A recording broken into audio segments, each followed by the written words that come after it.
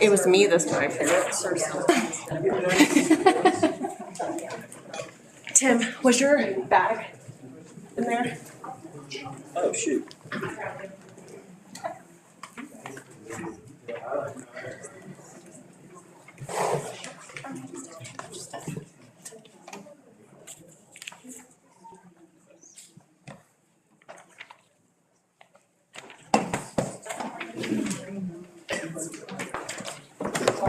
Yeah.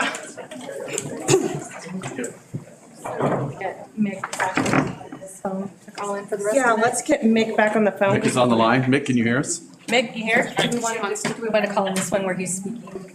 Do we want him on here or do we like him? Brian, call him You want back. to call him? Can Yeah, you call tell him? him I'll call him on his Mick, phone. we're gonna call you. I'm gonna hang up and we're gonna call you back.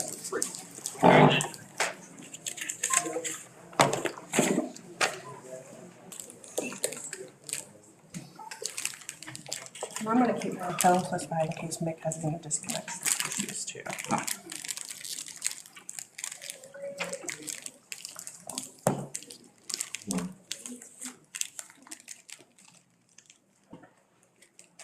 Hi, Mick, this is Kelly. I'm going to put you on the speaker and then you'll be right by the mic and hopefully you can hear everything. You're welcome. Did you take my sheet from in there? Mick, can you hear us? No, because we left it all because of this. I can. Okay, and we can hear you. Thank you. First, second, is that still in there? It probably I'll go get still. Well, so I thought he has your minutes. He has one. Mick, I got you. Mick, I'm sorry. David, I've got you. There it is. Oh, I got it. Got it. Thank you, sir. If you can't read anything, I'll translate. I got it. So at this time, I would ask for a motion. Excuse me, I need to start the recorder again.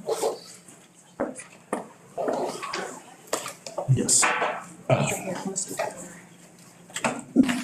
got it. You can explain it. Do you return from an executive session? Should we discuss in the executive session? No. No, we're taking in the executive session.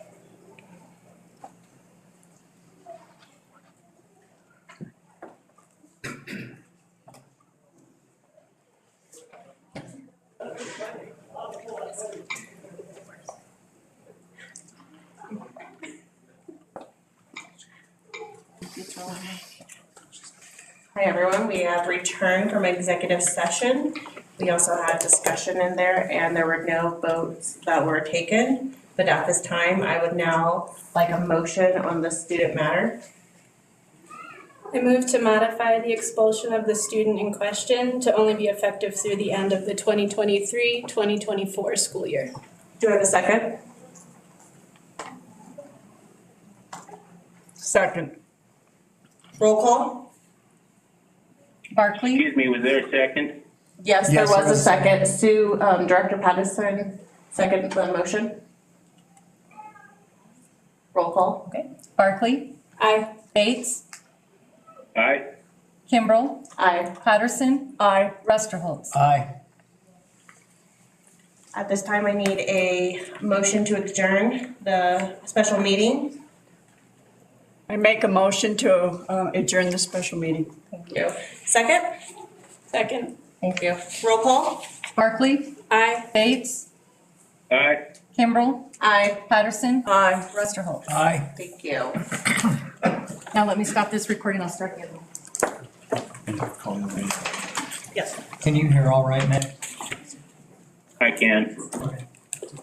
Yes. I'll, well, I think I'll wait to. Okay, I'll back up.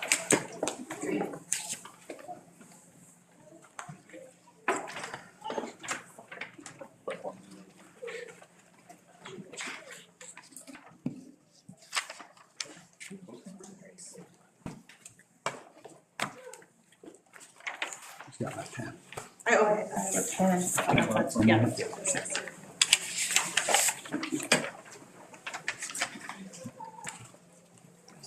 thank you guys for waiting, and we did try to have an executive session in a timely manner, but these things take time, and so thank you for being patient. We will call the meeting to order as soon as possible.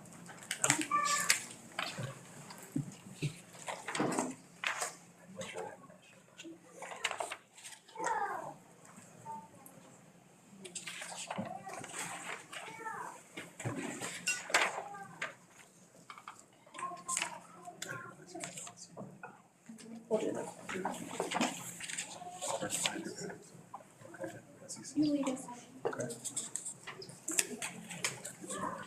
Thank you.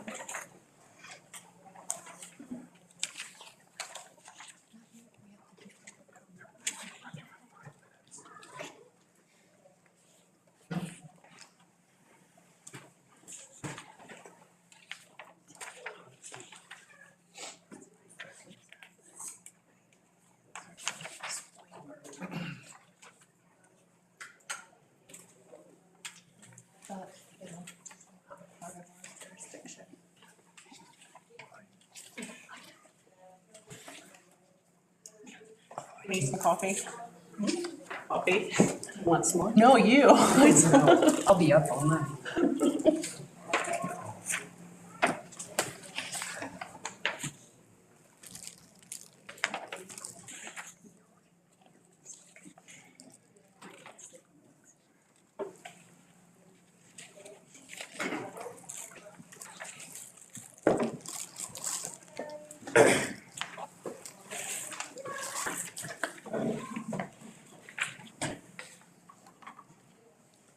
All right, it's 6:38. I call this meeting to order. Roll call. Barkley? Hi. Here. Bates? Aye. Here, okay, Kimbrough? They're both here. Director Barkley and both Director Bates are here via phone. Kimbrough? Here. Patterson? Here. Rusterholz? Here.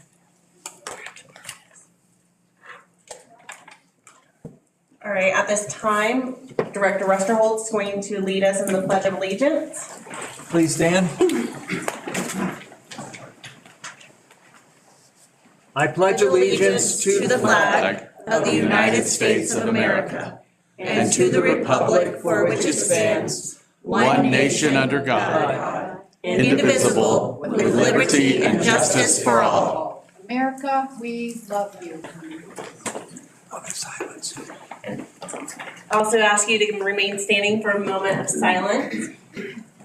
We, the people of Colorado, with profound reverence for the supreme ruler of the universe, in order to form a more independent and perfect government, establish justice, ensure tranquility, provide for the common defense, promote the general welfare, and secure the blessings of liberty to ourselves and our prosperity, to do, ordain, and establish this Constitution for the state of Colorado. You can please sit down.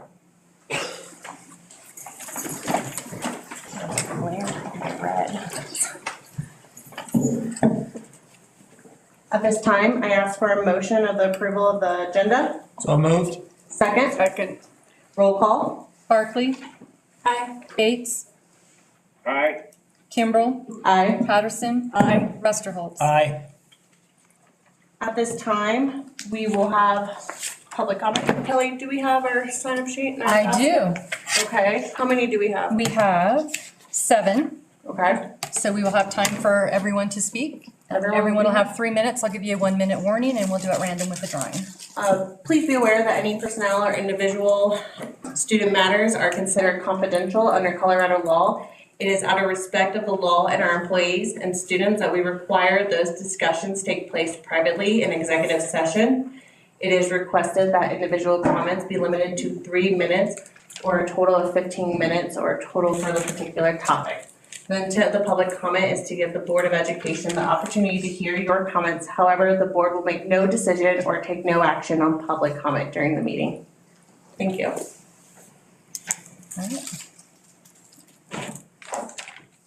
The first person is number 5, Cynthia Bear. You have your timer. I do. Thank you.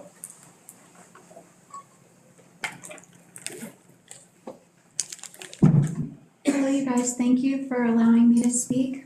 I appreciate all the hard work and time you put into these meetings and running the school more effectively and efficiently. I know you do your best each and every day, and I appreciate all of you. I appreciate what you bring to the table. I thank you for hearing my concerns after the last official meeting, not the one that followed, but the one a month ago. I left here very concerned for my safety and for my son's safety. I felt that there were people in attendance who were not the most civilized and safety-minded, and their demeanor and their appearance, their attitude was very concerning to me. And I see that you guys have taken measures to make our safety and our children's safety of the utmost importance. And I just wanted to commend you for that. I appreciate that. I thank you for making sure that everyone here is respectful as well. I appreciate what you do again, and thank you for being quick to take action on that. Thank you, guys. Thank you. Next, colleagues. All right. The next speaker is Lorraine Merle.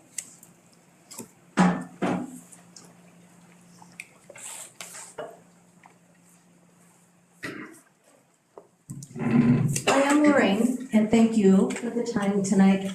I didn't have anything prepared like normal, but I was thinking today and looking over the agenda that we're gonna present, and it crossed my mind, have there been any previous meetings, public meetings, about the topic we're gonna talk about with the merger? Mr. Westerholz, yes or no? At the time, the board cannot respond to the public comments, so.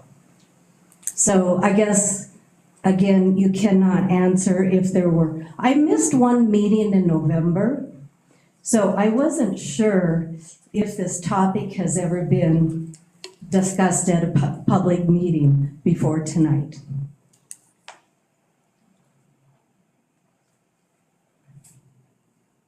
Thank you for your time. Thank you for your comments. All right, next up is Stephanie Merle.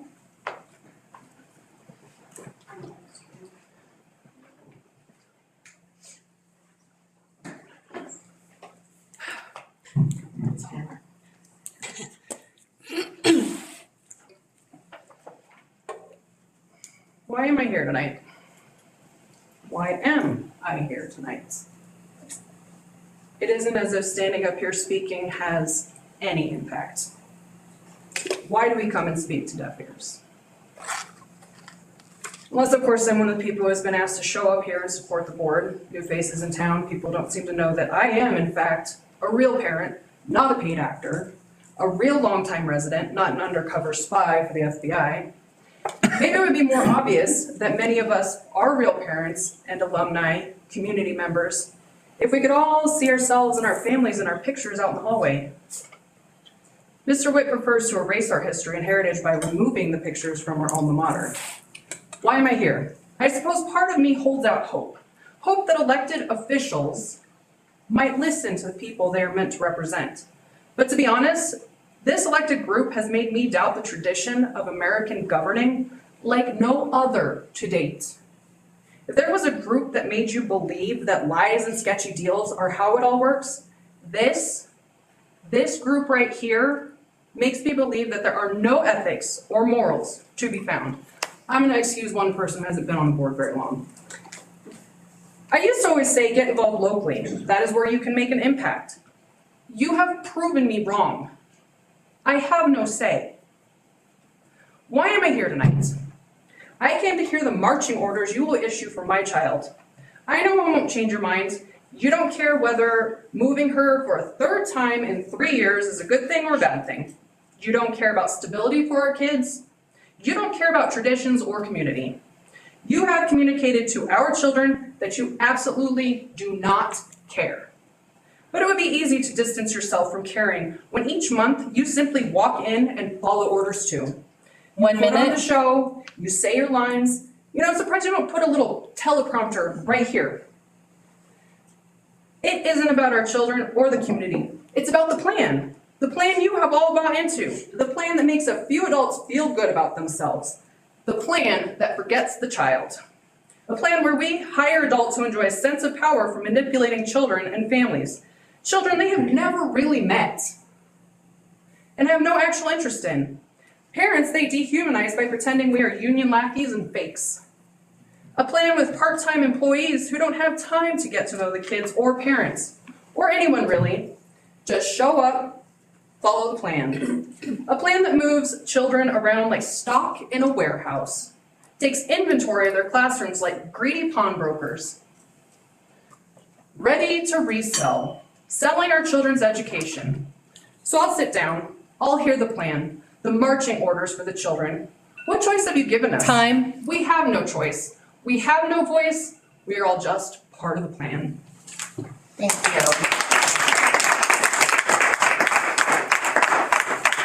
The next speaker is Shannon Valaro.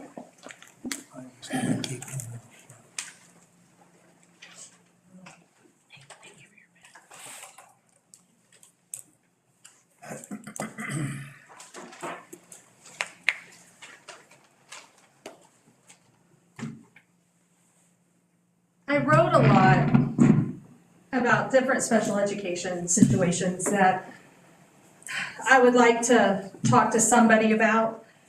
But I would like to, instead of doing that, I'll write you an email and we can discuss it that way. But I would like to kind of piggyback on what our last speaker just spoke about.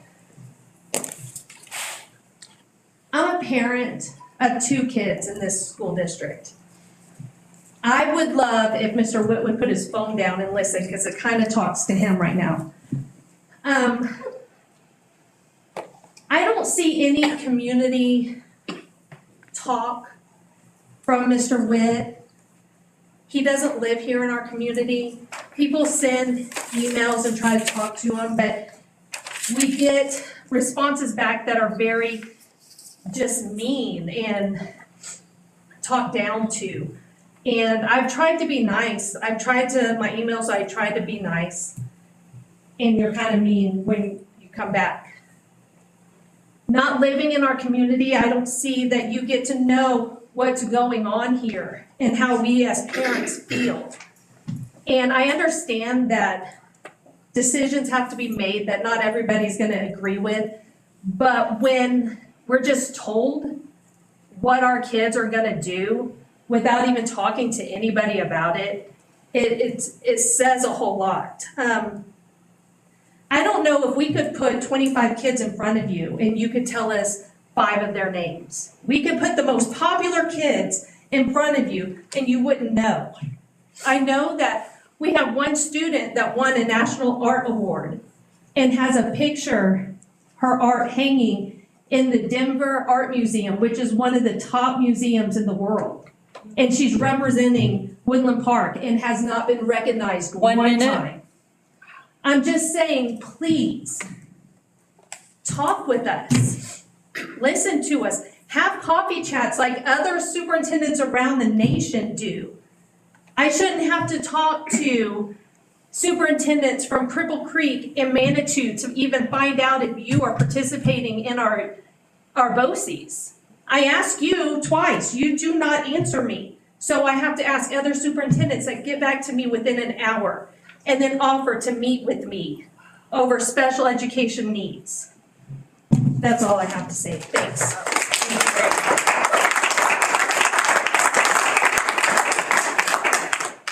Next is Drew DePatty.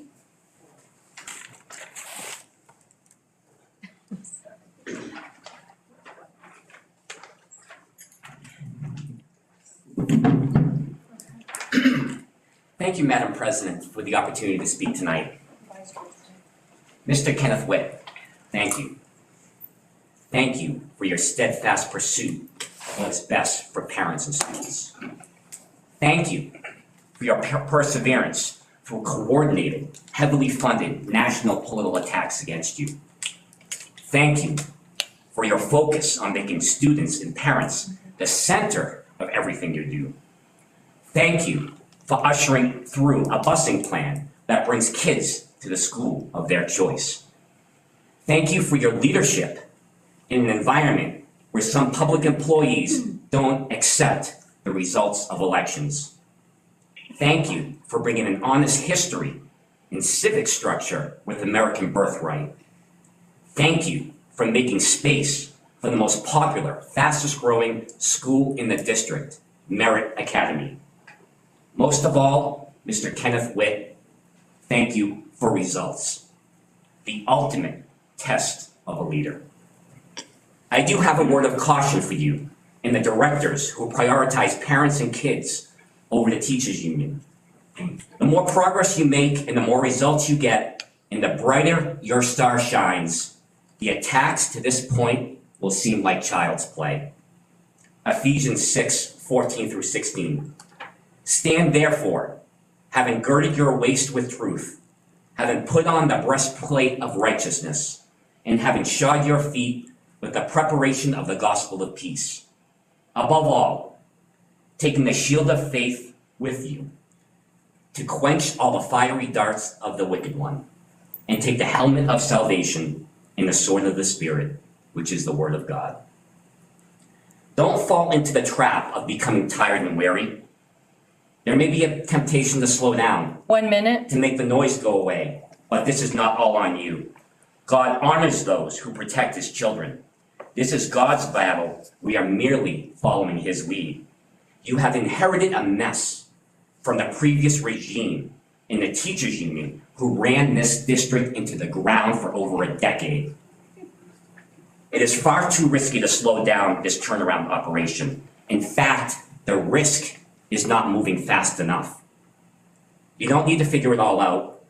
You don't need to bring understanding in the fog of war. Proverbs 3:5-6. Trust in the Lord with all your heart and lean not on your own understanding. In all your ways, acknowledge him, and he shall direct your paths. God bless you all. Thank you for your comments. Next up is Kitten Walker.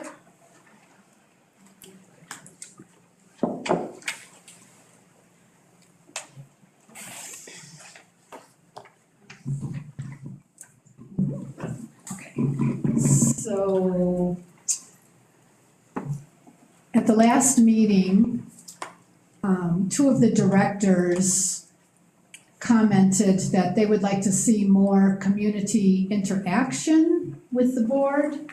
And I would like to remind the board that this is a business meeting for the board. This is not a community meeting. I do thank you that you do allow us to have the public speaking portion and that you do listen and hear us, but again, this is not an interactive meeting. And I would like to remind the two directors that asked for it to be a more interactive meeting that this is a business meeting for the board. I went to a Robert's Rules of Order training a couple weeks ago, and I highly suggest that the directors take this training. I would like to see this meeting be more professionally run, more orderly run, and more Robert's Rules of Order implemented. So that's all I have to say, but I'm going to, of course, pray for the board. So Father, I just lift up the board to you right now in Jesus' name. I thank you, Lord, that they seek you and they find you. I thank you, Lord, that knowledge, understanding, and wisdom lie within this board, and that they will seek more orderly meetings and understanding in the fact that this is a business meeting.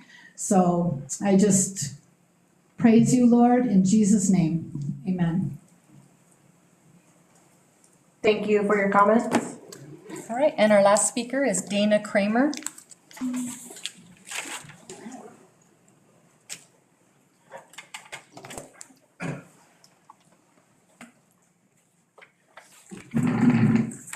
Hi, thank Thank you for hearing our comments tonight. I am the mother of 5 in our district. And tonight I really came to hear about the 7th and 8th grade plan. I have a 6th grader currently. And so I figured while I was here, I'd mention a few things. I just want to appeal to you guys. I don't know who is going to be reading and processing the survey results that were sent out to the parents. You know, I feel like the last survey that was sent out wasn't actually considered in what you guys did. So I really do hope that this survey has an impact in the way that you run the middle school, and the services that are offered and the classes that are offered. So, I just want to appeal to you guys to not disadvantage my kid 2 years in a row, and the entire class of 2030. And all, 7th and 8th grade. I feel like there were some details that were rushed over in the move of 6th grade. It was a very quick move. One thing that I'd like to bring up, you probably know about it. I don't know. Did you know that our 6th graders only get 1 day a week of band as opposed to 5 days? That's about 35 days of in-person band instruction as opposed to 163 days of potential band instruction. And this could have a major impact on our high school band program. I'm concerned about that. 1 minute. But thankfully, we've had some really hardworking staff that have put their all into the situation that they've been thrown into and made the most of it. Another thing I'd like to bring up is the lead in the school water. I don't know, in the original email it said that there were going to be permanent fixes, but I haven't heard anything else about that.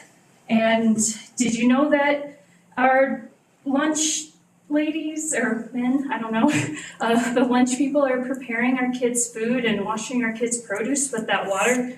I don't know if those taps were contaminated with lead or not. I'm also concerned that Gateway kind of seems to have been pushed to the side with their water fountain priority. There was only one fountain that had a filter on it the first half of the year.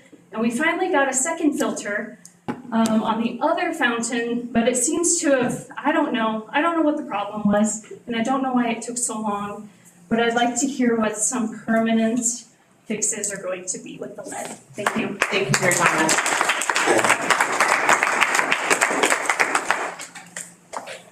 At this time, I would ask for a motion of the approval for the consent agenda. So moved. Second? Second. Roll call? Barkley? Aye. Bates? Aye. Kimbrell? Aye. Patterson? Aye. Westerholt? Aye. Right, we have an action item, so on 6A, correction to the 2023-2024 revised budget and appropriation resolution. So Ms. Ryan.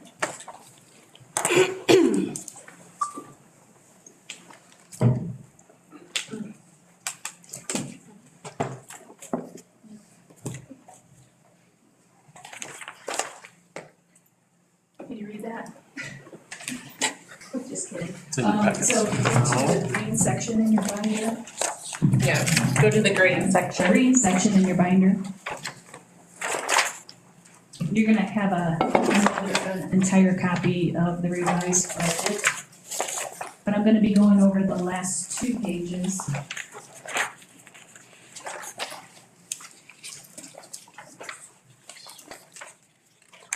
Because the budgeted expense allocation has not changed from the revised budget that was presented on January 10th.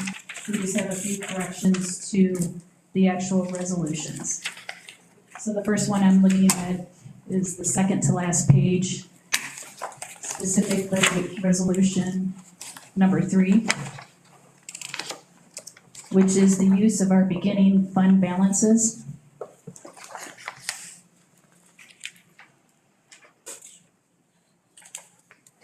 Everybody find it?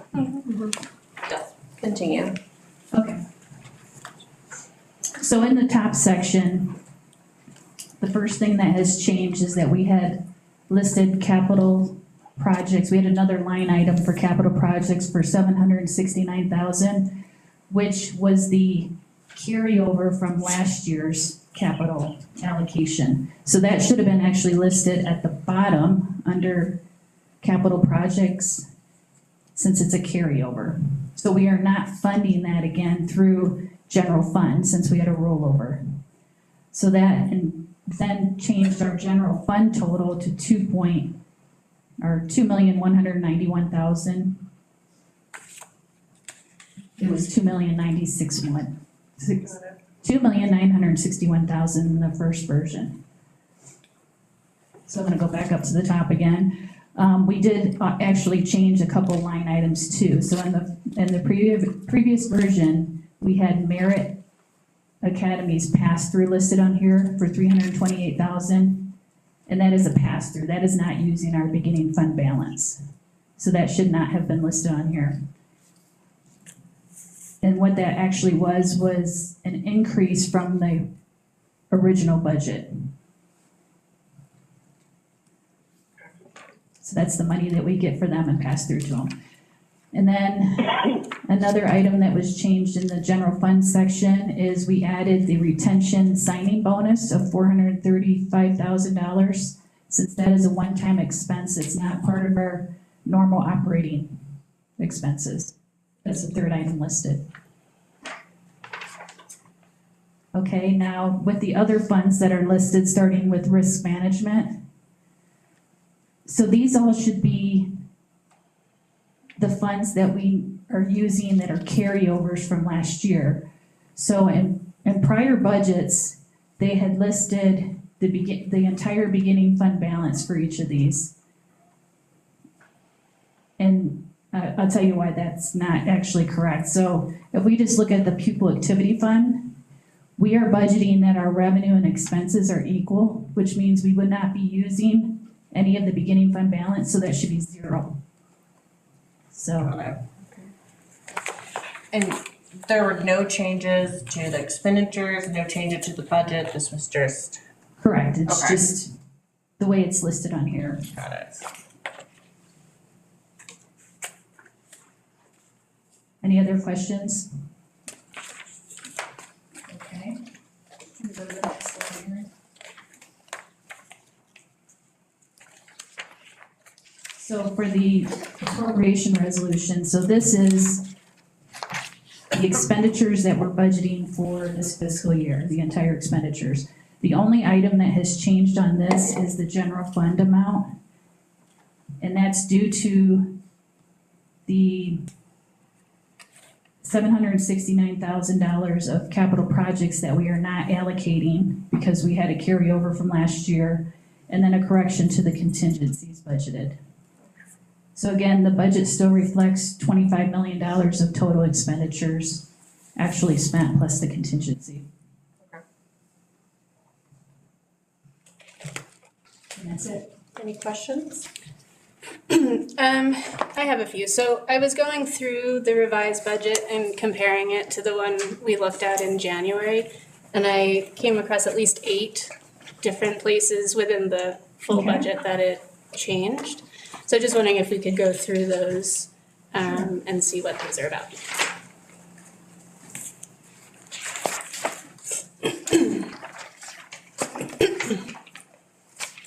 So I guess the first one that we come across is on page 2, is that capital project allocations. Page what? Page 2.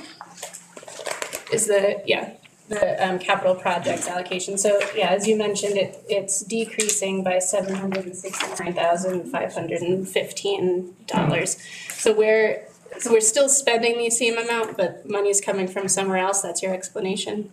Yeah, so if you go to page 12, the capital projects, you'll see the beginning fund balance of $769. And then you see the $687,000 you're referring to that's being allocated from general fund. And then our total expenditure is the $1,457,000, which has not changed.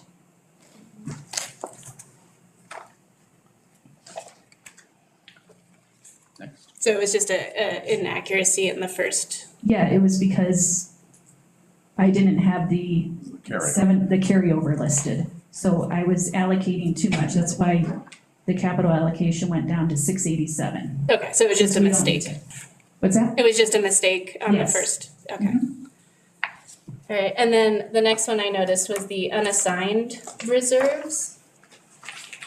What page is that? Okay, I didn't write down what page that's on. Page 5. 5, yep. So that changed because of the same reason I just explained in the resolution.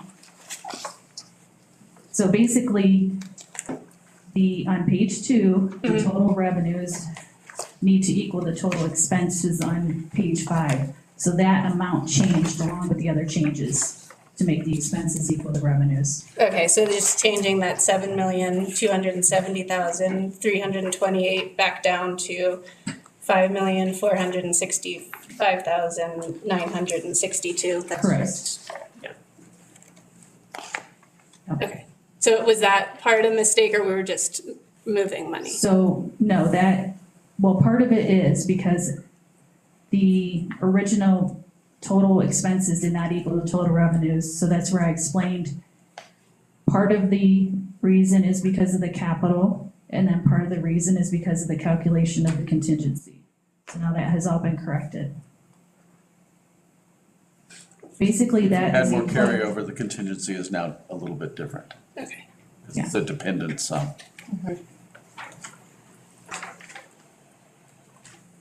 Okay, and then the other change I noticed was on the insurance claim on page 6.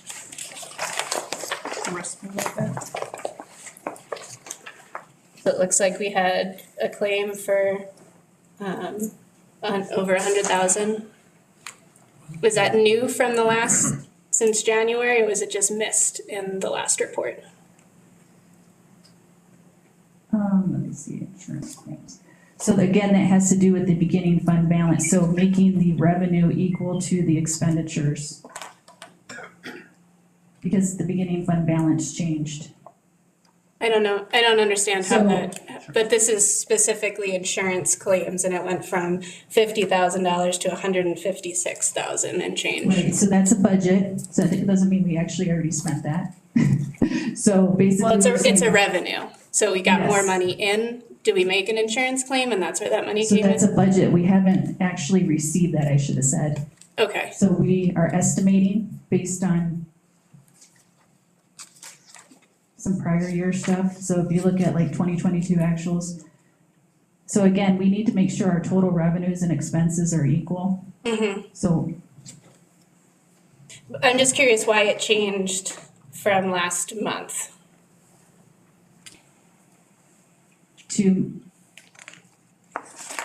It's to make, because we know it, I don't know how to explain it any further. Do you have an explanation? Well, I mean, your explanation you said is you need to make the numbers all add up, but. Yeah. But that's not. So they didn't balance before. Right. Okay, so when I originally changed the beginning fund balance, the total revenue and fund balance did not equal the expenses. Right, so, but So we I do budgeted- understand what you're saying, but I don't understand the logic. So you changed what we're expecting to come in insurance claims, but based off what? So I had to increase the revenue to make our fund balance. Right, I get that, but Expenses. I mean, So basically, are we just if pulling you that have figure out expenses- of nowhere? No. I'm telling you, it was a correction because the beginning, okay, so when I did this revised budget, I updated the beginning fund balances, so 13,911. But then I did not change expenses. Right. Because those are expenses we budgeted. So the total revenue plus fund balance did not equal my total expenses. So Right, I it was had a to increase negative. my revenue to make it equal. I know, but how are we increasing the revenue? We can't just So throw a when we have number on there. claims- That's what I asked. Are we expecting these claims to come in? We're not expecting the claim, yeah. I don't know how to explain any further. Are you projecting any specific claims? No, so if you look, Did you nothing simply changed in allocate- our expenses. It's just when I updated our fund balance, I did not update the revenue to make the expenses and revenue equal. So you allocated some of the surplus carryover revenue to the insurance category? Is that what you're telling me? So previously, we were doing that. So the budget before had a bigger fund balance and My concern is that we're just adding a number in here so the books look balanced, but I'm wondering where that number came from. Like, why did you pick that number other than that balance sheet? But this is money, so we can't just add a number in there so that it balances. So when we have these, this is all like claims, right? Right, So when you submit a claim. So we've had claims. We'll get what the expenses equals. You know what I mean? So, I don't know. Maybe I need to type up something to explain it. Let me suggest 'Cause this isn't- that she take some time to look at the insurance number and what drove it. Yeah. And send an explanation to the board for that line item. Okay, I would appreciate that as well. that seems like a good idea. Okay. The other thing I noticed changed was the title in the grants. So on page 7, the federal reimbursement, so it's revenues coming in from breakfast and lunch, that changed from last month. So we now have that our revenue coming in for the federal, for the breakfast is down $62,525 from the report last month. And then the federal lunch reimbursement is also down $156,220. Is that based on actuals? Was the budget revised based on run rates? I'm trying to see what number she's looking at. For breakfast, so you're looking at federal. On page 7, the federal revenue, the first 2 line items, the federal reimbursement for breakfast and lunch. Okay. I'd have to compare it to last. Did you edited this yourself? Yes, I did the budget revision. Okay.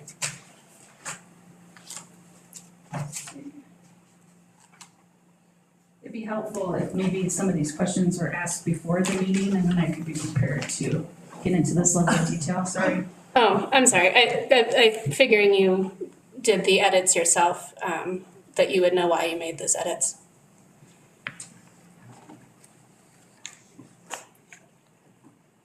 Yeah, I would have to look into that one, why that changed. And then the other thing at the bottom, there's a non-spendable fund balance. I'm just wondering what. You want to know what that is? Yes, please. So that has to do with equipment. So we have a certain balance in there that's for equipment repair that's required for us to have. Okay. So,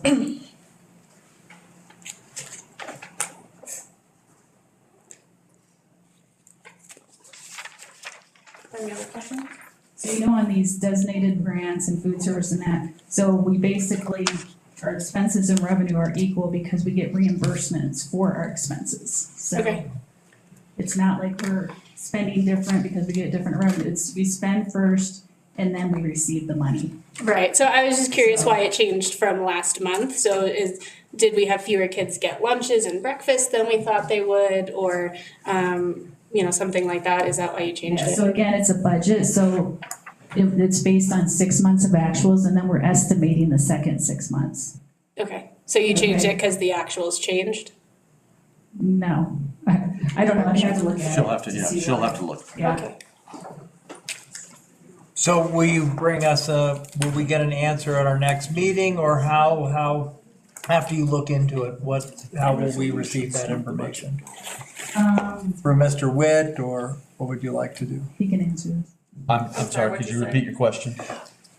There were some questions that she's going to look up to follow through. Yes, she's gonna follow up and Budget. send a couple of specific items, which is the insurance revenue change and the federal lunch and breakfast reimbursement revenue change, and she will send that information. It does not affect the resolutions that you're voting on tonight. It's detail on how the allocation of revenues occurred. Just so you know, it won't change the numbers on, correct me if I'm wrong, this is Ryan. No, because It will none not of the change the re- numbers on none either of of the questions resolutions, have to do with correct? Expenses, none of these, so, and the resolutions to do with expense. Or the budget, but they were questions on just the budget itself, but there's been no changes. But we are actually talking about the resolution. So the resolution had some corrections, which he did. Right. So, okay. Any other questions? So, just so I understand about the resolution then, with the questions that. Which resolution? There's two. Well- So specific budget resolution, number 3, or the appropriation resolution, 2024. What page are you on? This, I okay. am on an unnumbered page. Okay, so. The appropriation resolution. Okay.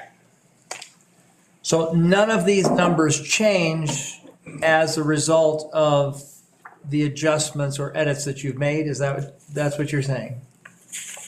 Is that? Let With the me carryover. answer that just to make sure that Okay. we're really precise here. Mrs. Ryan has discussed some changes to the appropriation resolution and to the specific resolution and explained what those changes are. Okay.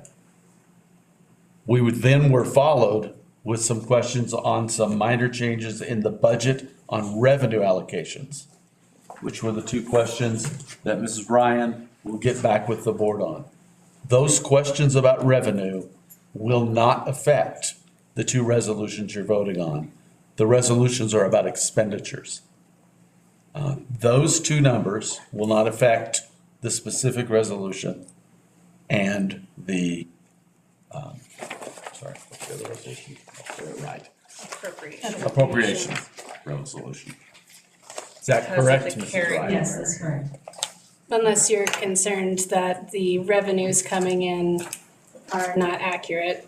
And if the revenues that we're saying we have coming in, which is what I was questioning, are balanced to what we're spending, there's the question of whether or not we're spending more than we actually have coming in, which is my concern. Could Ken or Amy, could you address that at all? So like I explained, the funds that she's talking about are the ones where we submit claims for our expenses. So our expenditures are what we estimated we would get. And then we submit a claim for food service and we get that revenue. So the revenue is based off of the expense. Okay.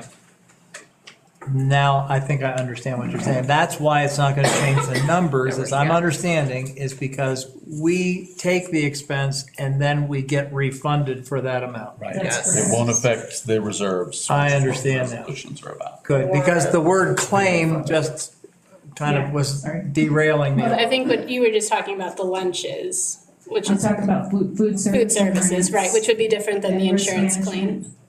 All of the other funds except for general fund are that way, so. Okay, so I understand the food one then. So the insurance one, you're gonna get back on that. Is there anything that you can add to that? I am not confident of the insurance number, what drives them, so I'm not going to try and answer that. That's why she needs to go back and take a look at that. And that won't affect, you're saying that that's not going to affect these budget numbers or the appropriations? With the resolution. Well, because that would be an in revenue, and we're only voting on expenditures. Exactly. Understood. But I am concerned about making sure that does actually balance and that we do actually have a balanced budget, which is why I was asking about the revenues changed. Good question. While Mrs. Ryan has expressed confidence that it would not affect either of the resolutions, I do want to make the board aware that you can update the specific resolution again. Districts update them 2-3 times as facts change. So were she to be wrong, she would bring another correction to the specific resolution. That's correct. Does that make sense? We can do this monthly. I mean, we can make updates. Not that we want to, I just want to be clear. But I'm saying, say we had something, like, we planned something different and we're not gonna use some money that we said we were going to, we could bring that to you to show you in another resolution. You can do this several times a year. Okay. So. Yeah. So she does not expect any change to these resolutions. Nonetheless, if she were to be wrong and find a change related to the insurance somehow, which I do not believe is an issue, I just want to make certain that the board is aware that specific resolutions can be brought and updated more than once. And It's this, done all the this explanation will come before our next meeting. Yes. Okay. Yes, I think the whole board would like an explanation on that, so. Okay. But considering the resolutions are about, not the expenditures, or about the expenditures, sorry. So, do we have any other discussion? All right, Yes, I can't find the other thing. well, it's both the resolutions, so right, the page before that one? Right before. This one. Would be the specific Got it. budget resolution number 3, which she was discussing the carryover. So I guess I do have one more question. And just because when we look at the expenditures, it looks like in a lot of these, we're bringing our balances down to 0, that we won't have any carryover to next year. In several of the previous years, we did have like a starting balance. Right, so like in the appropriations resolution, we have the general fund that we want to spend $31,160,000, which is the total, if you add in all of our revenue plus the beginning fund balance for this year. Right, so every year for the general fund, you budget your expenses plus your entire contingency, just in case. So if you look back several years at the budgets, you're gonna see they always have budgeted the entire thing. Okay. You know what I mean, like. So it's throughout, so and then whatever's left over It is. doesn't mean we're gonna use that extra 5 million. The appropriation was. Yeah, it's a budget. I'm sorry. Right, but a budget means we could spend it. I was just asking to make, like, are we okay with putting all of that in there? That's what I was asking. So it says show, like, if we did happen to spend it all, we would have nothing carrying over next year. That's how we want to set the budget. Right, but if we were gonna spend it all, I would have to have it on the specific resolution number 3 listed on there, how we're spending it. So right now, we're saying we're spending 2 million, I'd have to put the other 6 million on there and you would have to approve us to spend Approve it all. it. So we would have, that's why we would have to do another resolution to For show why we would spend that. I'm sorry, what 2 million are you talking about? So General fund. specific resolution number 3, general fund total, 2,191,000. Yeah, Oh, sorry, it's the second to last page in the packet. the page right before the one you're looking at, Keegan. Oh, okay, The center number. gotcha. I was looking at the appropriations Right. page, that's why I was talking about the 31 million.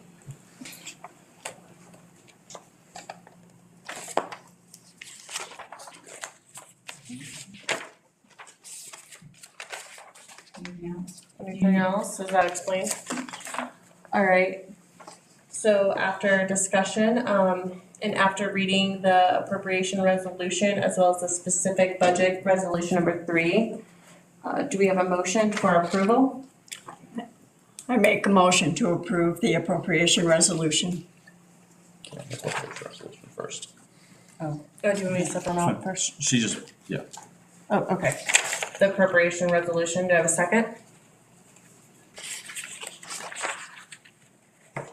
Well, it's not time for discussion yet, because I have something to discuss We are, about the motion, so we have a second. Mick, are you able to hear all this? Pretty good. do we need to speak in the mic more? Well, I'm getting most of it. Who just made the motion? Sue? Well, I'll second. Discussion? Would there be any good reason to postpone this motion until we get our answers? She could Or- come back with a resolution for that next time if there's another resolution. Is there any We have a benefit to motion and voting a now? second on the floor. Right, now we have Keep that discussion. discussion. Yeah, that's what we're discussing. Okay, so that's a good question. If we don't approve this budget tonight, Will that cause will that cause any salary issues? Payment issues? No? No. Mrs. Ryan, can you speak to what benefit there is in passing this tonight as opposed to waiting until next month? I mean, I don't think it's gonna change because it's all expenses that we budget, so. So let me point out two points. I wanted to give her a chance to give you any issues that she has. Number one, the appropriation resolution from the two questions asked that you're asking is not going to change. You already have one out there. We know that it is somewhat incorrect, so we'd like to get the correction done. It's not just us, it's also the CDE that monitors these numbers. So we want to hang them out The main one incorrect. is the capital, putting that in We the get right there. We don't spot. want to hang them out for a month. Because we did this last. The one that is actually an issue, i.e. they monitor it and come back and say, wait a minute, your numbers are off, it didn't match your fund balances, is the specific budget resolution. We have to post it, they will then review it, and then they'll come back with issues. We'd rather that it were substantially correct. And we know that there were two errors in it, so we'd like to get them corrected and posted. Okay. Timeliness there matters. Okay. That's the reason. Okay. But we can still have a resolution or update at the next board meeting. If there were a change, There's a we would change. bring a change, but the confidence is extremely high that neither of those numbers you're asking about are going to change these. But nonetheless, we would bring a change where needed. I just want to make sure the budget continues and that people are good too, so I'm glad to hear that. Did you have anything to? Microphone, please. I was talking to Mick. She's probably talking to me. I'm sorry, say that again? I was just wondering if you had heard everything. I'm sitting next to your microphone. I'm sitting next to you. I was just making sure that you're hearing if I need to do something or if you wanted to comment. No, I'm getting the lion's share of it. Okay. All right, we'll close discussion. Ask for a roll call. Barclay? And this is for both or just for the? The appropriation resolution first. So this was the last, yes. Aye. Bates? Aye. Kimbrell? Aye. Patterson? Aye. Rusterholz? Aye. So then we would ask for a motion for the specific budget resolution number 3, which is the one that the CD, we need to get back up and given to them. Is there a motion? So moved. Second. Second. Any other discussion? No, I think all my questions Roll were call. answered. Okay. Barclay? Aye. Bates? Aye. Kimbrell? Aye. Patterson? Aye. Rusterholz? Aye. So we're now on agenda item 7A, discussion and information, the presentation of the Woodland Park Middle School and Woodland Park High School merger plan by Mr. Salt.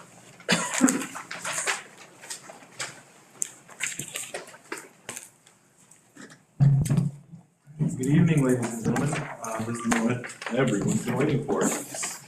So, if you'll see, we have the current status up here. What this is this is taken straight from our website. We provided a dashboard on the website that has the same items that mentions this is kind of what we're moving through. These are the items that we're looking at and discussing currently. I'll circle back around to this slide. Afterwards, I'll go through the next couple of slides, talk about a few specific things, and then any additional items on this that we need to discuss, I'll come back around to. So if you'll bear with me, I'll kind of work through this slide by slide. So the first item that we want to talk about is the room allocation. If you'll notice, number one, this is a big giant draft on it because we're still working with the high school and the middle school administration to make sure that this solution is going to work for everyone. The color coding on here, the gray is the central office and space that the district uses. Blue is shared space between middle school and high school. Yellow is the high school area and green is the middle school areas. I would love to, I'm gonna walk over here, which is gonna take me off of the mic for just a second. I wanted a big Bob Barker mic, but I didn't get one ordered, so. You can borrow. Take it away, Bob. Thank you. All right, so one of the things I want to point out, let's stand on this side. When we talk about the shared space, what we're talking about is primarily the commons where the lunchroom is, library, the metal and workshop, arts, chorus, or choir and band rooms, and some special ed rooms over here that will kind of be co-spaced but different age groups. So this is primarily what we're talking about. We're talking about shared space.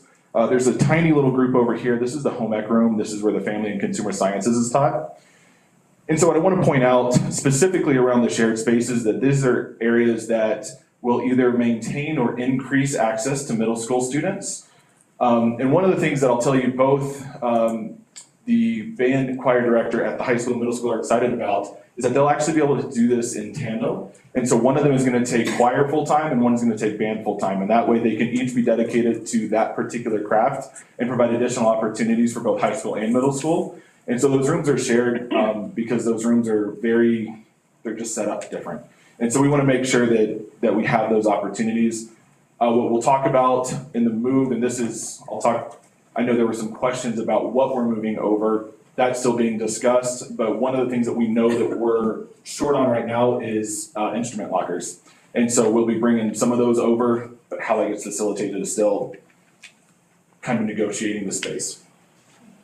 One thing that I want to point out is the middle school area is over what we call the clock tower entrance. There's about 12 rooms over here. Primarily bathrooms currently on the upstairs, and then there's some hybrid space downstairs. We had talked about a couple different configurations within the building as far as what's going to make the most sense. This is going to be the least cost in construction that we'll have to do, which will make this a very easy move, number one. Number two, there are doors through here that we can close that will maintain separation of space between the hallways to keep the two populations separate outside of the areas where we know that they're going to be kind of commingling, working through hallways together to make sure that they get to the appropriate spaces. The only real construction we're gonna have to do here is this is a split room, and so we'll have to there's already a half wall in there that we're just gonna build out the rest of that wall. Between this and having some science rooms up here at the top, everything should fit. We've had lots of conversations with Mr. Phelan at the middle school and what the programming looks like. And this seems to work for him. We've talked with the middle school or the high school administration, and everyone seems to be on board that this is likely the right direction to go. And so this is the current plan at this point.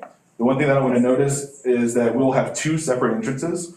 One for the middle schools here at the clock tower entrance, and the high schoolers, which currently enter through the commons, they'll continue to do that. One of the there's two main reasons we want to do two separate entrances. The first is to keep the population separate as possible when there's kind of that free loitering time. The second is to help with traffic flow, that we don't have a single spot where everyone's trying to unload and just kind of throttles everything. So this will help keep traffic flowing through Panther, down Panther Way as much as we can.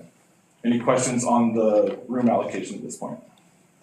The only question I have is so the science rooms that are up there for the middle school, I guess it's more of scheduling, but will the middle school kids have to walk through the hallways at the same time as the high school students to get all the way up to those science rooms? The specific, like how the schedule is set, is still being discussed. We're gonna try to prevent that as much as possible. We won't be able to eliminate it completely, but we're gonna try to mitigate it as much as we can. Just offset the times a little? Yes. So that the high school kids are already in classroom when the middle school kids are in the hallway? That would be ideal. We're gonna Yeah. do our best to work to that.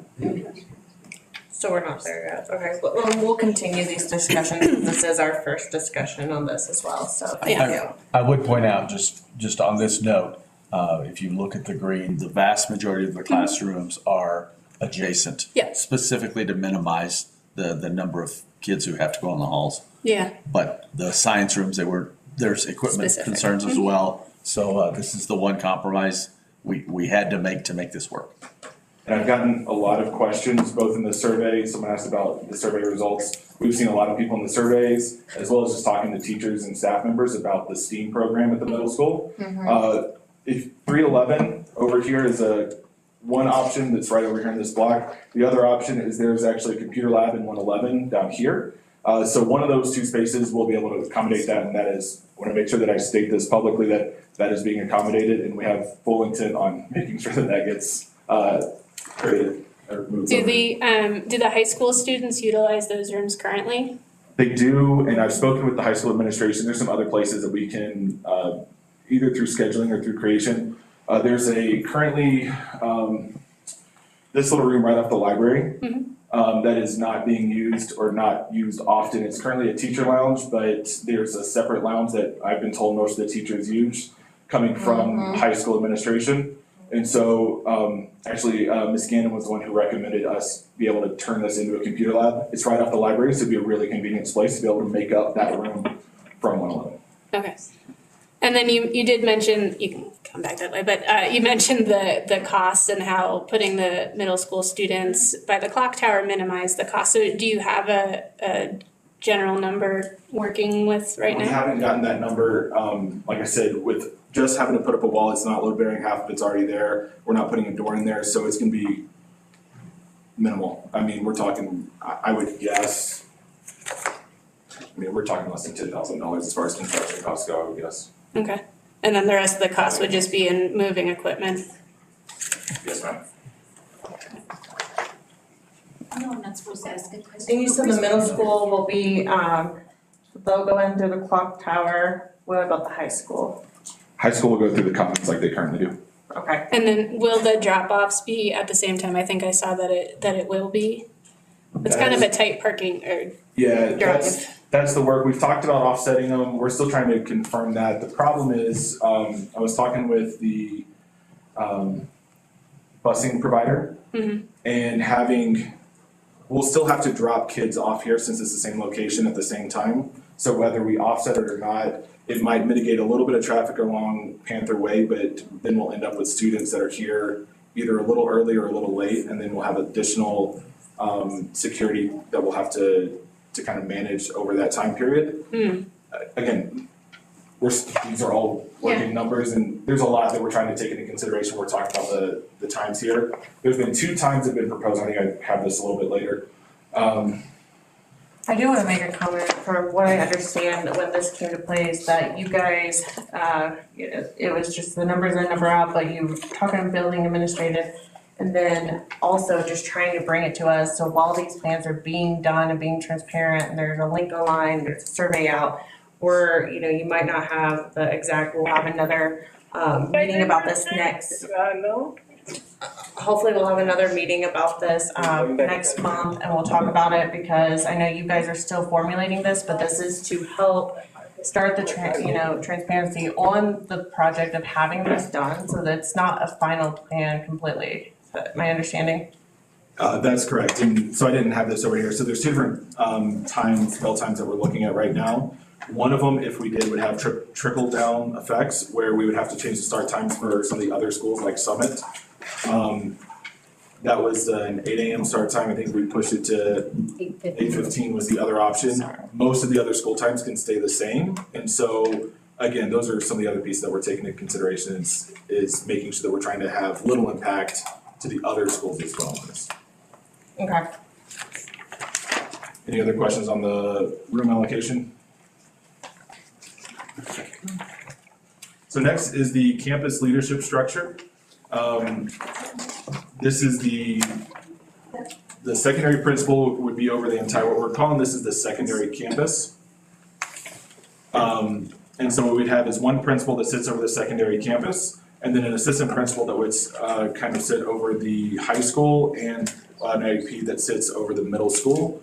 And then we'd have a secondary dean that would be able to provide instructional support across the campus at that level.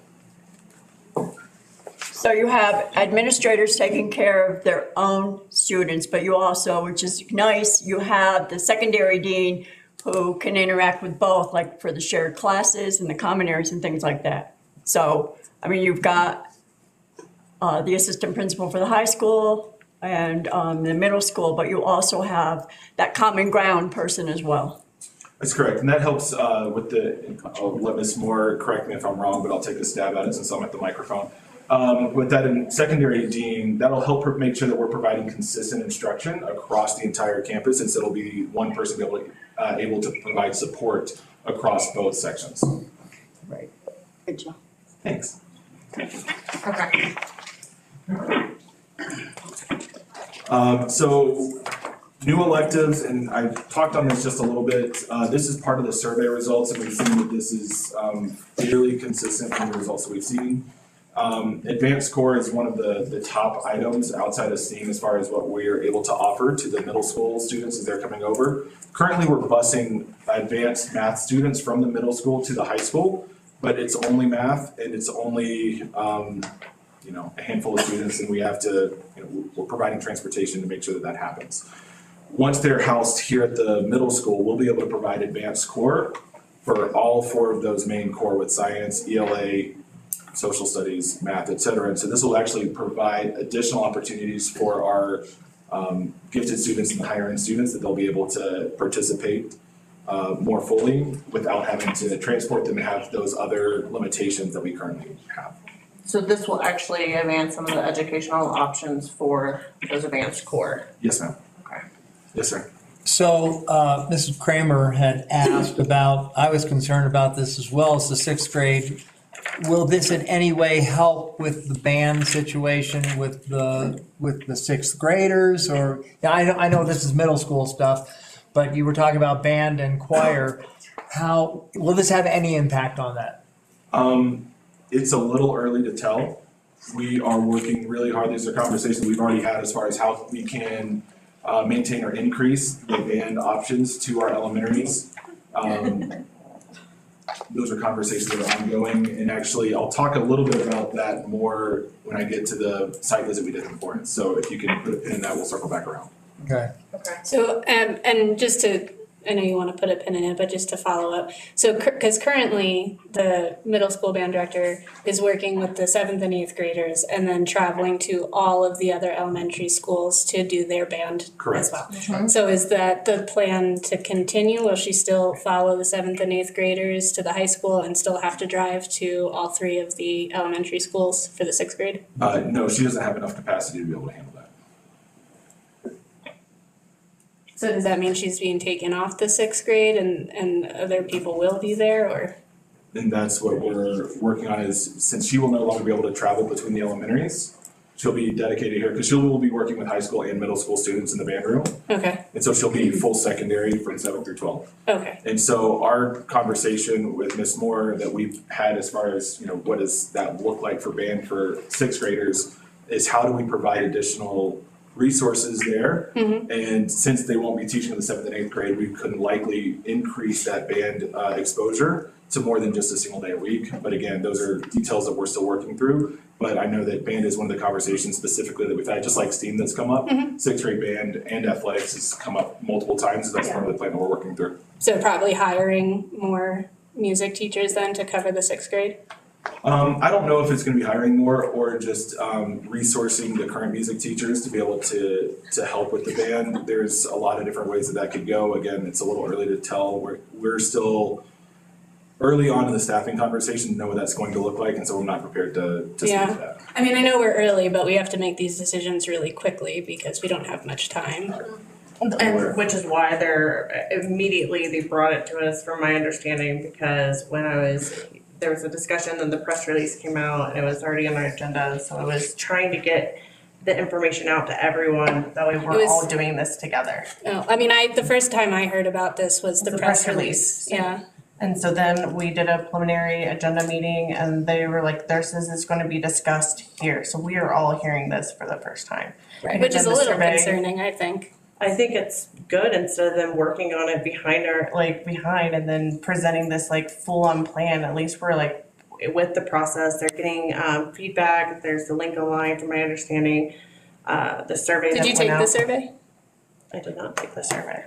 Did you take the survey? I did take the survey, yeah. Well, you got kids. I do have kids, yeah. I just In wanted to school. make sure that we're hearing it, and also all the emails that were written out, all the emails I sent, I actually combined them all in a spreadsheet. I sent them to Ken, so he would have it and he could send out to the district and have that as well. I'm very glad that we're doing the survey like this. And I'm glad that you're mentioning the survey things. I guess this is out of sequence here, but I too want to know how much weight are we putting into the survey and what the response we're getting from the parents, like, as far as how we're allocating all of this. I want to be assured that we are, like, the concern is that we are paying attention to the survey as much as integrating it into what the final good plans will be. So.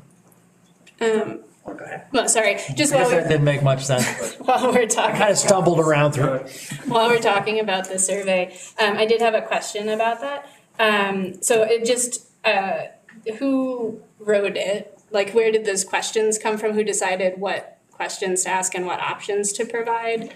And then who's reviewing the results? Yeah, the administration got together and talked about questions to ask based on emails and feedback that we've had and interest that we have in specific decision points. We've met with the principals of both of these schools and APs, and they've worked together on these plans. For instance, the personnel plan, the allocation of rooms, et cetera, have been made jointly as we work through that. And when we get the survey results, we'll go over them as well and see if they fit with the plans and try to respond to the common themes that we've heard. Okay. It is a fact and unfortunate that the survey is anonymous, which means that it is not going to be statistically interesting, but common themes will be interesting. Yes. So I guess, because one of the first questions was about what is most important, or to rank issues from most important to least important, and there were 5 options. And so the options were student flow of traffic within the school building, entrance options for entering and leaving the building, elective options being expanded, academic options being expanded, and flow of traffic for drop-off and pickup. And when I took the survey, that they just kind of seemed like a weird grouping, to have traffic and academics mixed into there and to make parents pick which they found more important. Well, I agree with that. It was, there's a lot of parents, especially with the middle school, when that happened, they always want to know the transportation, when the busing, we had to delay it. So I think that was probably why the administration and Mr. Phelan and all the Ms. Gannon had come together for that questioning. I know of the survey, but I did not take it because I wanted the parents to take it. And of course, it's anonymous, so you don't know if it's being sent out to anyone. Yeah, it felt odd to have to pick whether I thought it being a traffic jam or the students having, academic options. Have to pick between the two. Felt like a weird question. All the above. Right, yeah. Like we should have traffic figured out and have academics. No, We should have- I'm sure that's going to happen. The goal was to determine what are the highest priorities, what are the hot spots, no matter what we put in the list. Some would Right, well, wouldn't the academic option would be the highest academics. anyway? Like why? Well, will it be interesting if it's not? It would be. It would be to me. It would be. How did this, I mean, the middle school used to be here at the high school. So how did this all play out then? Does anybody here know how that worked? Because it wasn't that long ago, was it? How? 1995 You're- was, You're addressing this question to the audience, Director. Yeah, we don't. No, I was asking Mr. Salt. I was not asking the The audience. buildings were attached at that point. actually knows though. Was 1990. All right, can we move on? Do you want to continue the slide? Sure, so another grouping of questions we've had is about athletics, and I've been told multiple times that there's no way we can fit everything in from parents. But I can assure you that our athletic directors have worked together and work schedules with coaches to account for everything. From sixth grade on, there's conversation about being able to bring the sixth grade along as well, because that was a lot of the concern. And so making sure that we have scheduling for our varsity teams, our JV teams, and even down to our C teams, which would include the middle schools and like I said, the sixth graders.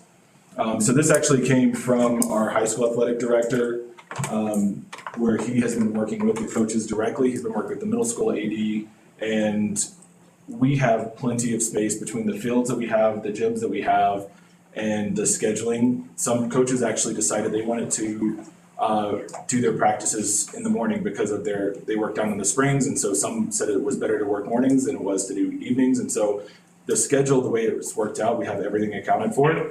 And so we're really excited to be able to make sure that the athletic side is not going to suffer. In fact, we're hoping that we can encourage more middle school participation with the way that the facilities usage will be able to go. So all of the middle school sports will be held at the high school facility. They won't utilize the middle school facilities at all, correct? The only caveat that I would put on that is we still use the softball field that's at the middle school, that we use that for high school as well. So I'm not going to say that that's a completely accurate statement, but as far as the indoor sports, I believe that's true.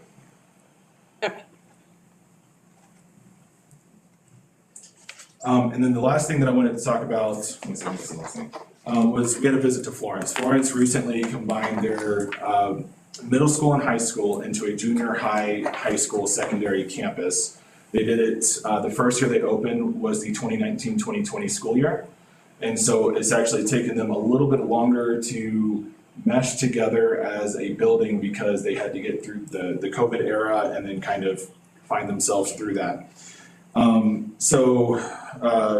Myself, Ms. Moore, and then the principals from high school and middle school went down to Florence, we went with their superintendent, their principal, and then they had an AP, serves as an AD for secondary, so middle school and high school, and does AP duties. And so we met with them, we did a tour of their facility, and it was really great to hear kind of their feedback on what was going on. What this did was affirm that we're making a lot of really good choices along this process. One of the biggest issues that they had was they consolidated their two buildings into one school code, and that caused a lot of conflict with their teachers because the teachers said they had high school teachers that didn't want to teach middle schoolers or middle school teachers that didn't want to teach high schoolers. Mm-hmm. And so it was them, the administration, trying to say, no, you are a math teacher and you're going to teach everybody who comes in. And so they have separated classes based off of their schedule, but the fact that we're keeping the two groups separate, they'll still be two separate, school codes, different UIPs, et cetera, is something that they said was a really good decision and is going to help us through this process really well. So that gave us a lot of feel goods. What was interesting was their community had a lot of the same concerns that our community had as far as making sure that the flow within the building, that the seventh grade kid isn't going to be having a senior as a boyfriend, girlfriend, and so having separate, cafeteria times for lunch and whatnot. They have ensured that at their building, even though they have, they're set up a little differently where they have like a math pod and they have like 5 or 6 classrooms in one big area. They've got a common area like this and then 5 classrooms kind of off to the side. And so there's a lot of kind of intermingling between those, even though the classes are separate, but they still keep a lot of the common, like the lunch times, as separate as they can. But overall, it was really positive. And so I know I talked about the band. one of the solutions that they brought forward, because they have a really strong band program, and that was one of the things they wanted to ensure was that they didn't lose that from the elementary to the middle level. And so they have band teachers, so their elementary actually starts an hour before the secondary does. And so their band teachers will go and spend the first hour at a different elementary school every day to help provide that instruction before they come back to the high school to teach classes. And so I'm not saying that's the direction we're taking. What I'm saying is once we put this to sort of our teams and our teachers and say, how do we figure this out? Help us make this work, that we can come up with some really creative solutions to make sure that we're able to expand that band program. Ms. Moore and I have had lots of conversations about this, and we have so many ideas, but once we actually get in there and continue the conversation, that was one of the things they talked about, was turning over sort of that band conversation to the band teachers and the elementary principals and said, how are you guys gonna figure this out?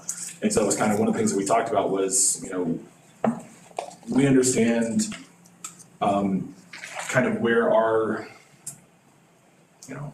limitations are with the way that we're doing this. And so seeing if they have any ideas, any creative solutions to help make this work. So there's a lot of possibilities and a lot of options out there. This was just a different, unique option than what we had talked about. All right, that's all I have. Any other questions that I didn't address? I have a few, which I'm sure everyone's shocked about. So the first one I had is really just this general. Obviously, you've gone through, you have some things figured out. There's a lot that hasn't been because we've only been working on it for a couple of weeks. So I guess the biggest question I have is why now? Why did we start this process halfway through the school year to try and figure it all out before the start of next year? Why did we give ourselves that time crunch? Let me speak to that. This is based on enrollment and school class patterns. Mm-hmm. And so there was a lot of debate about whether we could make this call in November or December, or if we needed to at what point did we need to get to a level of confidence about universal pre-K and pre-K offerings, enrollment projections at the schools at the middle school. Mm-hmm. And when we got to a level of confidence, we're not even at good enrollment projections yet, but when we got to a level of confidence where we were certain it was necessary, that's when we made the move. So what made it necessary? Merit Academy is adding 3 new classrooms at least, and perhaps 4 next year, so we know we have a classroom problem. So how many students is that though? It doesn't have to do, this is the point of classrooms, not students. Well, it should be students, because merit limits the number of students they have, but our traditional public schools do not. So we need to make sure we're being equitable. So if we're moving more students that are contained in the 7th and 8th grade out of the building than is being replaced by merit, then that's not good utilization. And if utilization is our reason for doing this, then availability of seats where parents want to enroll their children is what we want to make certain that we're maintaining. And that's what we are maintaining. But are we maintaining it for the traditional public schools? Yeah, allow me to answer the question, if you don't mind. The second question was enrollment. Merit is projecting over 500 enrollment next year, which also means the head count is equally an issue, but the classroom count is the one that actually drives it. But how does this help our students? I'm pretty sure the merit students are our students, as well as the middle school students and the high school students. Well, no, but we guys are in the audience, please. I am not on the board for merit. I'm on the board for. I'm on the merit. I'm in the district for 6 schools. We have 6 great schools. Okay, but I'm asking for the students of the schools that I am here to represent. So that's why I'm asking, how does it help them? I would hope you all represent all 6 schools in the district. Are you saying there's some you don't? Quiet, please. Have their own board. Merit has their own board who has discussions, then they talk about things that pertain to them. We are here to talk about the things that pertain to the traditional public schools, just like we were before Merit was here. So that's what I'm asking about. How does it help the kids we're moving? It gives them additional academic opportunities. It gives them additional extracurricular opportunities. Their schedule is improved, and they will have room, whereas we would be crowding everyone in with very little elbow space if we had kept everyone in the same building. Those are all benefits to the middle school students. But I see that as a solution to a problem we created. Are you saying think merit parents is choosing the enrollment is a problem? No, problem, I'm I not saying merit disagree. itself is a problem. I'm saying when we put two schools together and now we're trying to make up for it. And I want to make sure that the 7th and 8th graders are our main focus here. We're ensuring that all of our students are our main focus, and we're ensuring that we have adequate space for all of them with good class sizes.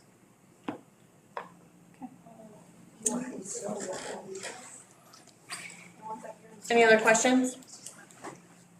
I have a question about the middle school building itself. So with all of our students out of there, is the contract with Merit going to change? Or will they be paying rent for that space? It is It's illegal. It's unlawful illegal to to charge a charge charter rent school rent. to our existing school and within our district. It's Okay. against the law. Thank you. That was a question prior. Okay, so does that help us financially moving the 7th and 8th grade out? Well, the cost is minimal, so it's not gonna hurt us financially.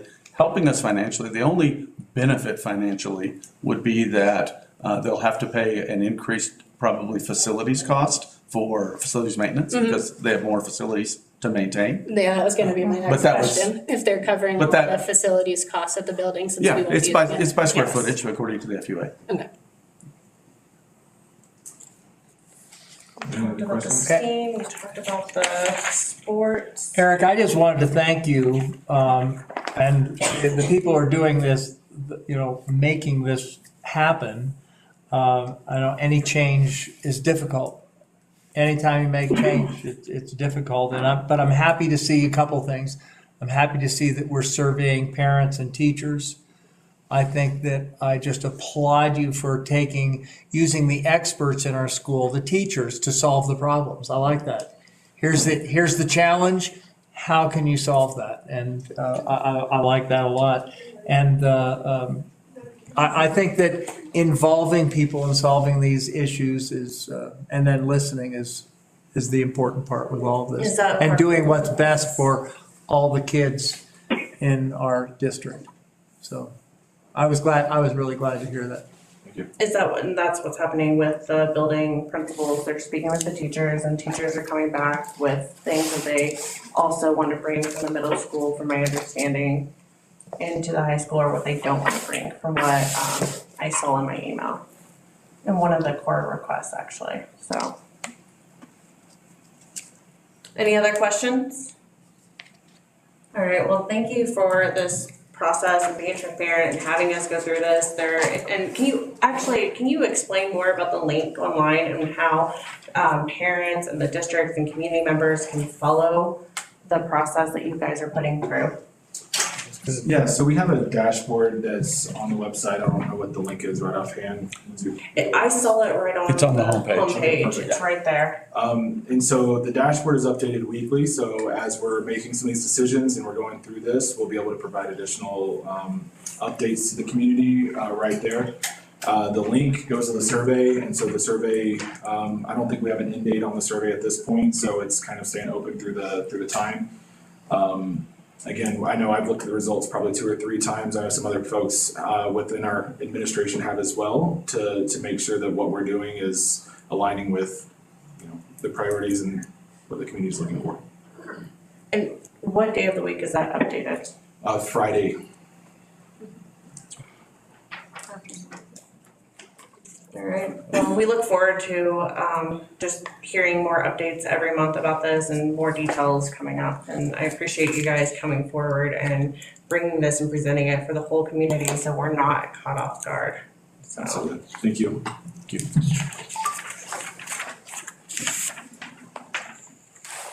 Thank you, Aaron.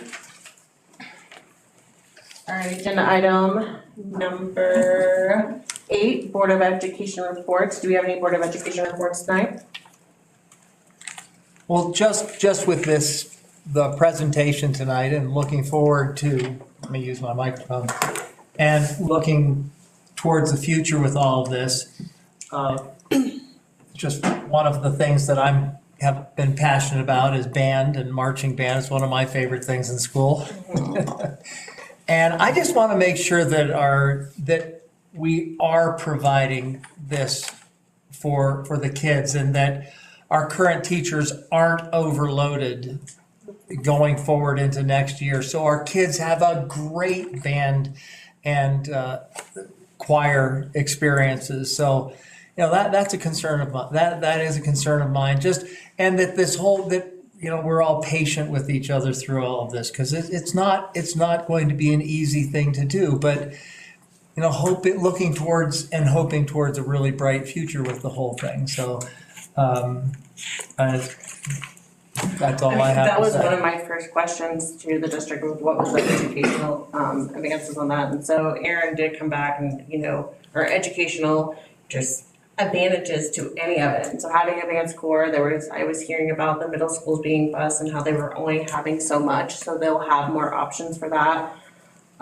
Dedicated teachers to electives, so there's going to be more of that. Theater, which is, very popular in our school. And so, I don't know. Oh, yeah, I don't know. I'm on board of reports, but we were talking about that. You're on what? So we're on the Board of Education reports, but just going back to that after, because I want to stick to the agenda. But I am looking forward to hearing more about this. Is there any other board of reports before I go with mine? Okay, so we do have our retreat on February 24th, and are you guys all attending? Yep. Perfect, thank you. The Lodge, and that's from 9 a.m. to 1 p.m. Also, on 2/29, we will have 5 p.m. we will be getting together with the Woodland Park City Council for that meeting. There has been a lot of miscommunication and just misrepresentation on both sides, and so we need to get together. We had actually sent the council sales tax information from the May budget in June of 2023. There's emails on that. Miscommunication with, just city's attorneys. We were told in October 27th, the city staff would reach out to us in January, and that did not happen. So we were able to reach out, and after hearing some of the stuff from their previous council member, we want to make sure that we're getting together, because I don't think we have any animosity toward each other. So we are looking forward, or at least I am looking forward to sitting down, having that conversation so we can discuss the city sales tax. So anything else? Board of Education reports? All right. Do I have a motion to adjourn this meeting? So moved. Second. Roll call? Barkley. Aye. Bates. Aye. Kimbrell. Aye. Patterson. Aye. Westerholt. Aye. Thank you. Thank you guys for waiting and coming.